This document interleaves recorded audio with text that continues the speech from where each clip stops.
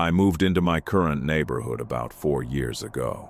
It's a quiet, upper-middle-class suburb in the Midwest, the kind of place where everyone waves at each other, mows their lawn on Sundays, and minds their own business. My next-door neighbor was an older man named Mr. Vance. He was polite, but kept entirely to himself.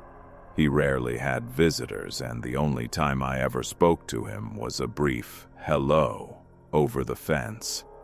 Everything seemed perfectly normal until the summer of my second year living there. It was mid-July, and a massive heat wave had hit the state. Because my AC was broken, I had my bedroom window wide open to let in the night breeze. Around 3 a.m., I was violently woken up by the sound of heavy metallic scraping. I groggily sat up and peered out my window, which gave me a direct view into Vance's backyard. The security light above his back door was on. Vance was struggling to drag a massive, dark, heavy-duty tarp across the grass toward his storm cellar. Pause.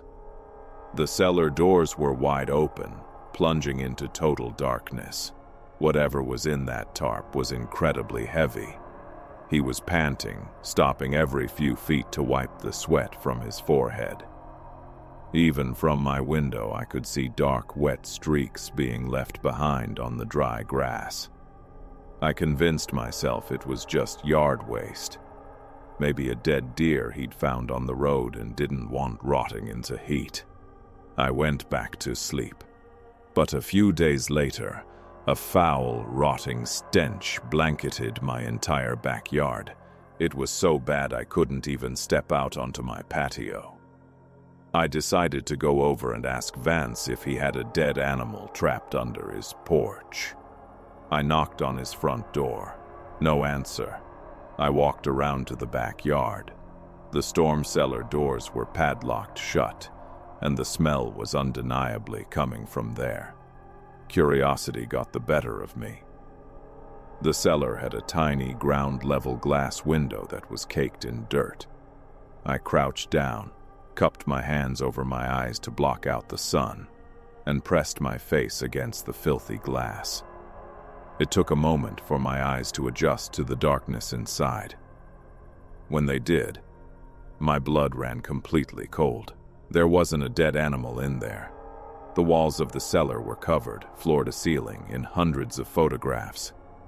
And as I squinted at the ones closest to the window, my heart stopped. They were pictures of me. Me sleeping in my bed. Me watching TV. Me taking out the trash. Some of the photos were taken from inside my own house. Before I could even process the sheer terror of what I was looking at, I felt a heavy hand slam down on my shoulder. I screamed and spun around. It was Vance. He was holding a rusted gardening sickle, staring at me with a completely blank, dead expression. He didn't yell. He didn't ask what I was doing.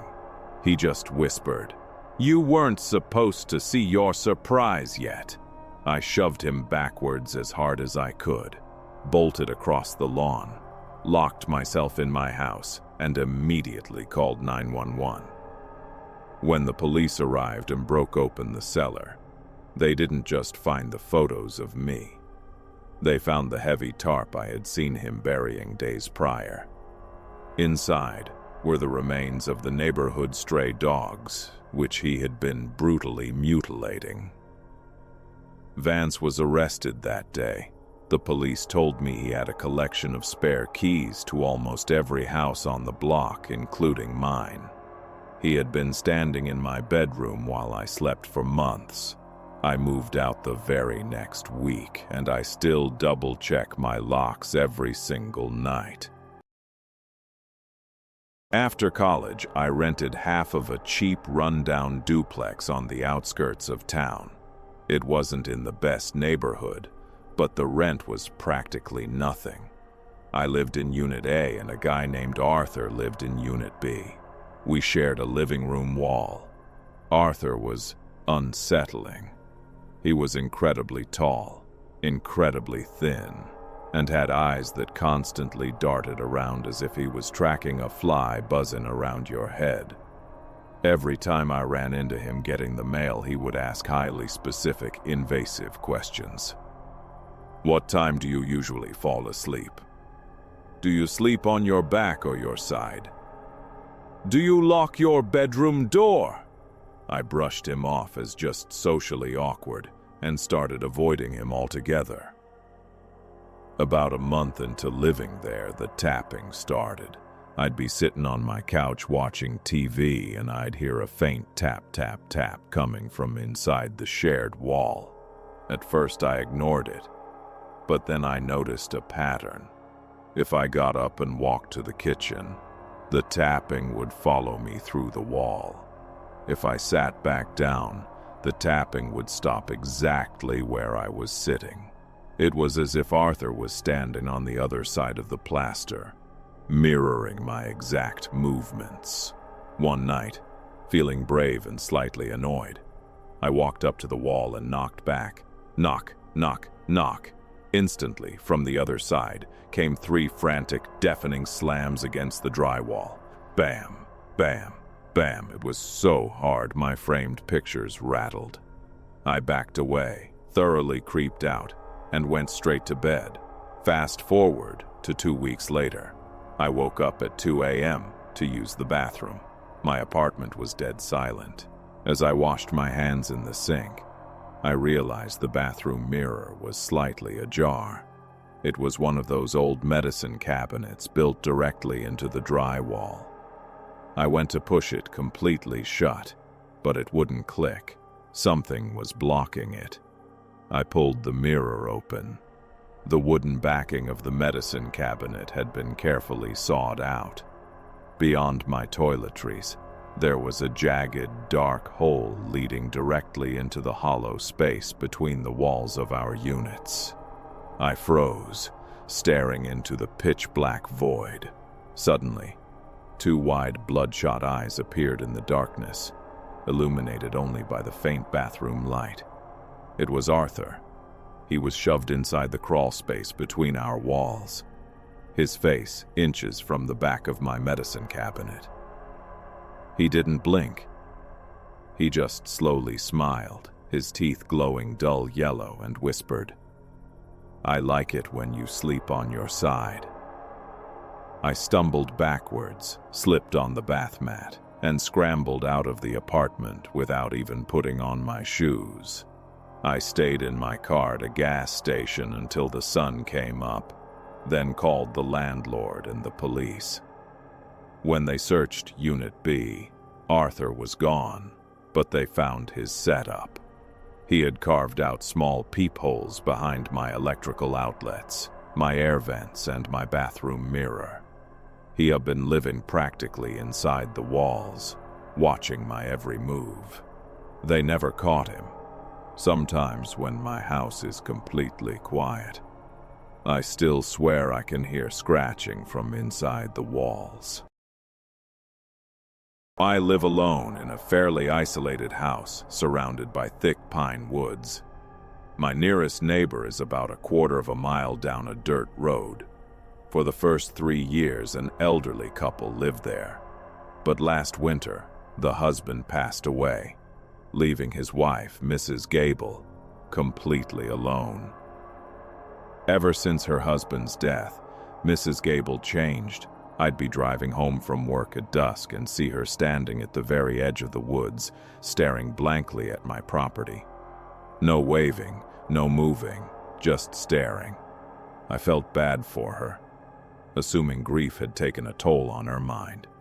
I had no idea how dangerous she had actually become. It happened on a Tuesday night. It was pouring rain, the kind of heavy thunderstorm that drowns out all other noise. I was in my living room reading a book when the motion sensor floodlight in my backyard clicked on. I got up, walked to the sliding glass door, and peered out into the torrential rain. Standing dead center in my yard, getting absolutely soaked, was Mrs. Gable. She was wearing a thin white nightgown, completely drenched and clinging to her frail body. But the scariest part wasn't that she was standing in the rain. It was her face. She was smiling. Pause. It wasn't a friendly smile. It was an unnaturally wide, forced, ear-to-ear grin that stretched her wrinkled skin to its absolute limit. Her eyes were wide and unblinking, locked directly onto mine through the glass. I tapped on the glass and yelled, "Mrs. Gable, are you okay? Do you need help?" She didn't answer. Instead, she slowly raised her hand and pointed a long, bony finger directly at the glass door. Then she took a step forward, then another. Her pace quickened until she was sprinting full speed toward the glass door, her terrifying smile never fading. I panicked, stumbled backwards, and ran to the kitchen to grab my phone. I dialed 911, my hands shaking uncontrollably. As the operator picked up, the power in my house cut out entirely. Lightning flashed outside, illuminating the kitchen. 911, what is your emergency?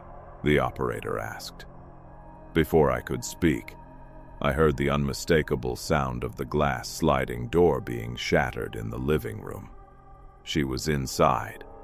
I whispered my address into the phone, dropped it, and sprinted upstairs as quietly as I could in the pitch black. I ducked into my bedroom, locked the door, and hid inside my walk-in closet, burying myself beneath hanging coats. I held my breath, listening to the rain pounding against the roof. Then I heard them. Wet, heavy, squelching footsteps, slowly coming up the wooden stairs. Slap, slap, slap. She was humming a cheerful, upbeat nursery rhyme. The contrast of the happy tune against the terrifying situation made my stomach churn. The footsteps stopped right outside my bedroom door. I saw the doorknob jiggle violently. When it didn't open, the humming stopped. For 10 agonizing minutes, there was dead silence. I thought she had given up, but then I heard a quiet scraping sound coming from the floorboards directly outside my closet door. She wasn't outside the bedroom anymore. She had climbed through the adjacent bathroom window. She was in my room. I clamped my hands over my mouth, tears streaming down my face. Through the slatted vents of the closet door, I saw a flash of lightning illuminate the room. Mrs. Gable was crawling on the floor on all fours like an animal, her face inches from the closet door, still wearing that horrific, massive smile. Just as she reached her hand out to grab the closet doorknob, the street lit up with flashing red and blue lights, followed by the blare of police sirens. Mrs. Gable's head snapped toward the window. She stood up instantly, completely abandoning her creepy demeanor, and vaulted out of my second-story bedroom window with the agility of someone half her age. When the police cleared the house, they couldn't find her in the woods. They went to her house down the road, but it was completely empty. All her belongings were gone. It's been 3 months since that night. They still haven't found Mrs. Gable, and I've put my house on the market. Every time it rains, I make sure the blinds are tightly shut.